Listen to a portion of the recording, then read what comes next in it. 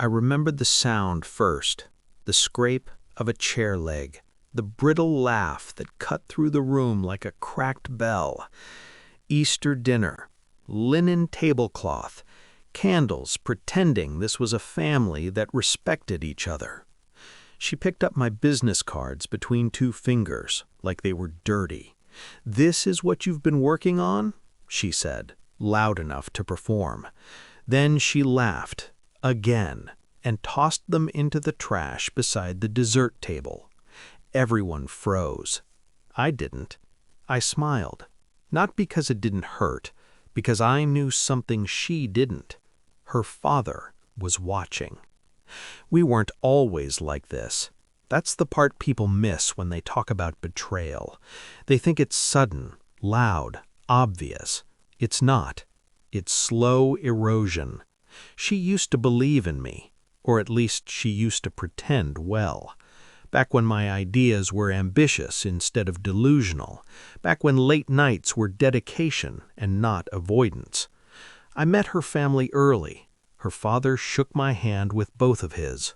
Old school, eyes sharp, a man who built something real and didn't talk about it much. He asked questions. I answered honestly. He nodded. That was his approval. She noticed. That was the beginning. As my business grew quietly, her contempt grew louder. She needed me smaller, manageable, a prop in her story, not a variable. So she started correcting me in public, finishing my sentences wrong, making jokes that landed a second too late to be accidental.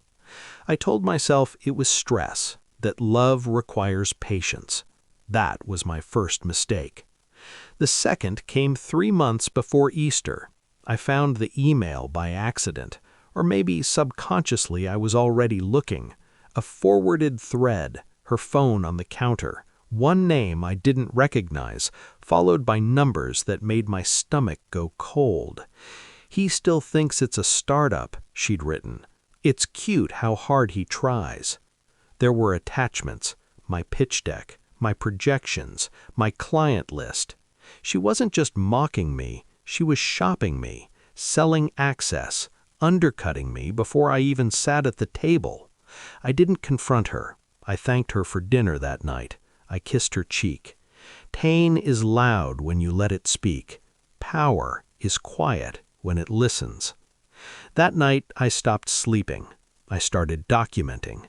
Every email forwarded, every casual question she asked about contracts, every time she repeated my private conversations to someone else, slightly twisted. I set traps and watched her walk into them smiling. I moved assets, not hiding, restructuring. I incorporated under a holding name she'd never heard. I rerouted IP ownership. I made sure every idea I'd shared was time-stamped, notarized, and legally mine. Then I did the most important thing. I stopped reacting. Silence makes careless people sloppy. She thought she was winning, thought I was shrinking. She started enjoying it, which is how we ended up at Easter dinner. She wanted an audience. When she threw my cards away, she expected shame. What she got was stillness. Her father stood up without a word, walked to the trash, reached in, pulled out one card. He turned it over, read the back. I'd had them printed special, not for clients, for moments like this. A single line, embossed, quiet. Managing partner, North Shore Capital Advisory. Former board consultant, Hastings Group. His eyes flicked to me, then to her. "You didn't mention this," he said. She shrugged, laughing too quickly. "It's exaggerated. You know how he is." He didn't look at her. He asked me a question instead. "Why does this say former?" I took a sip of wine, let the silence stretch. "Because I resigned last quarter," I said. "Conflict of interest." Her smile faltered. "Conflict with what?" he asked. "With the firm you were considering acquiring," I said gently. "The one that mysteriously received my proprietary projections." The room changed temperature. Her mother stopped chewing. Her brother looked at her like she'd spoken in a foreign language. Her father sat down slowly. "Explain," he said. "Not to me." She tried. Oh, she tried. Words tripping over each other. Jokes collapsing into excuses. I didn't interrupt. When she ran out of air, I slid a folder across the table. Printed emails. Forwarding metadata. Legal notices. And the last page. A signed letter from Hastings' legal team, declining the acquisition and initiating an internal investigation. Her father read every page. He didn't raise his voice.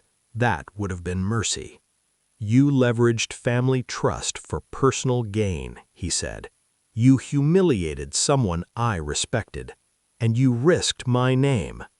She looked at me then, really looked, like she was seeing a stranger. I felt nothing. That surprised me. By dessert, it was over. She moved out within a week. The firm cut ties. The friend she'd been impressing stopped answering her calls.